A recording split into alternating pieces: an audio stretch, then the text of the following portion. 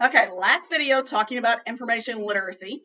So third way of kind of approaching information literacy is the SCONUL 7 pillars. SCONUL is the Society of College, National, College, National, and University Libraries that oversees the United Kingdom and Ireland. So whereas ALA oversees the United States, SCONUL oversees British and Irish libraries as well. So the reason I like SCONUL, it's a little bit repetitive between the standards and the frameworks, but I feel it really simplifies it.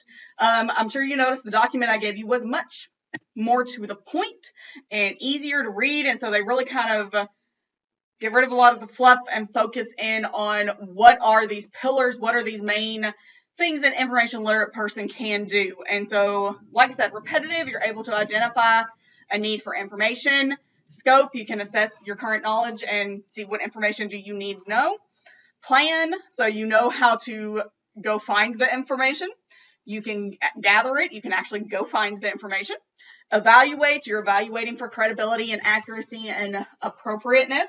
Manage, so you're organizing your info so you can use it. And then present, you're actually using the information you found ethically and legally, and what other format you are going to present this so you can convey it to others so they can understand it too.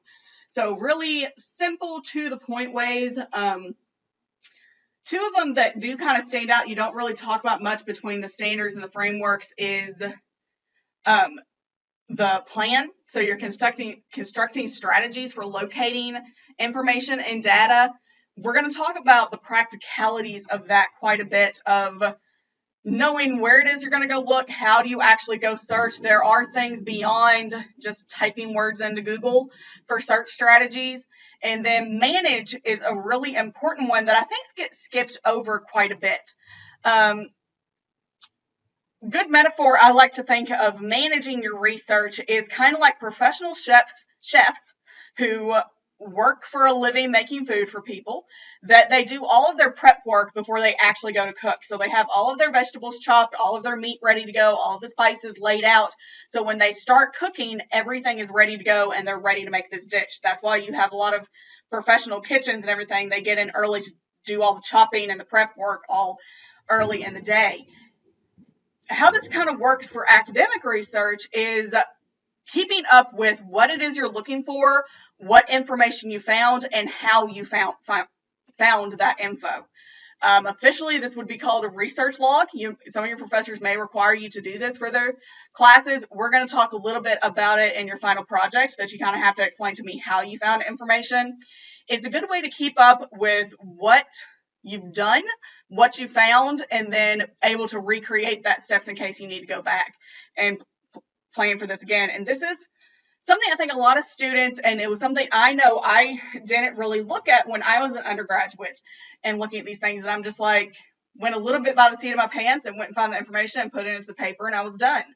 But it's a really important step that helps you write better papers, that helps you see all the information you had and how it can be organized and tied together so you can make those better arguments and analysis in your papers that you're doing.